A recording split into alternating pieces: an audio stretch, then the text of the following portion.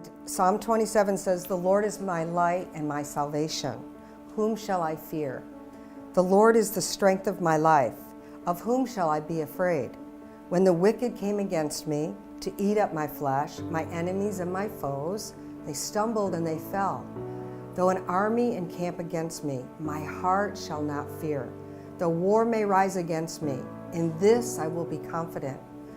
One thing I have desired of the Lord, that I would ask, that I would seek, that I may dwell in the house of the Lord for all my days, to behold the beauty of the Lord, and to inquire in his temple. For in the time of trouble he shall hide me in his pavilion. In the secret place of his tabernacle he shall hide me. He shall set me on high upon a rock." Psalm 27 and Psalm 28. This particular psalm was David's psalm, and he was speaking about his own personal experience of when Saul was after him in the wilderness. Cave to cave, he was chased from cave to cave. David knew the Lord. He trusted in his leadership, even though he was pretty much homeless, living in a cave. The Lord is his light and his salvation. Whom shall he fear? The Lord is our light and our salvation. We don't have any reason to fear anybody. It says here that in the time of trouble, that he will hide us in his pavilion. These are the words of the Lord. The Lord is not a man that he should lie.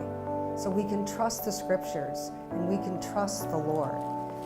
In Psalm 28, there's some really excellent points in this. In the very first verse of Psalm 28, he says, "To you I will cry, O Lord, my rock. Do not be silent to me, lest if you are silent to me, I become like those who go down to the pit." And then if you read over in, he says, "To hear the voice of my supplications when I cry to you, when I lift up my hands towards your holy sanctuary." And verse 6 says, "Blessed be the Lord." This is the answer to his cry, because he has heard the voice of my supplication. The Lord is my strength and my shield. My heart trusted in him, and I am helped. Therefore my heart greatly rejoices, and with my song I will praise him. That is how we know we can trust the Lord. Here is the testimony of David, King David. And the thing is in your life and in my life, the more we step out and trust him in the little things, the more we will trust him in the great troubles in our life. Because we all face trouble. We all have to face adversity. But the Lord is our help, our ever-present help in time of need. In the reality of all the whole scheme of things, waiting is a principle of God that we all have to learn and we all have to walk in. And the thing is that Jesus is waiting from the time of his resurrection. He was seated at the right hand of his Father because he obeyed the Lord and did the full will of God. And when he did that, he began, once he sat at the right hand of the Father, he began his period of waiting for his bride, waiting for his enemies to be made his footstool. And all of creation waits. The whole earth is groaning, waiting for the revealing of the sons of God.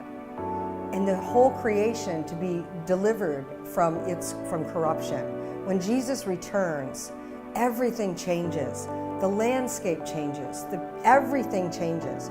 We are going to live without sin, without sickness, without fear, without doubt, without unbelief. We are going to live with the Lord forever in a perfect environment. We are going to live in an atmosphere of love with no more tears, no more crying, no more fear, because we're going to be with the Lord, no longer waiting. Jesus won't be waiting, the Father won't be waiting, and we won't be waiting. God the Father waits. When he promised his Son a bride, he promised his Son a bride, and so Jesus is waiting. But the Father is waiting too. In these days, he's preparing a wedding for his Son, and we are that wedding. We are that wedding party. We are that wedding bride. And so the Father is waiting for the right and perfect timing to release Jesus to come back to the earth. So the Father waits. Jesus Christ waits. The one who did everything perfectly, he waits.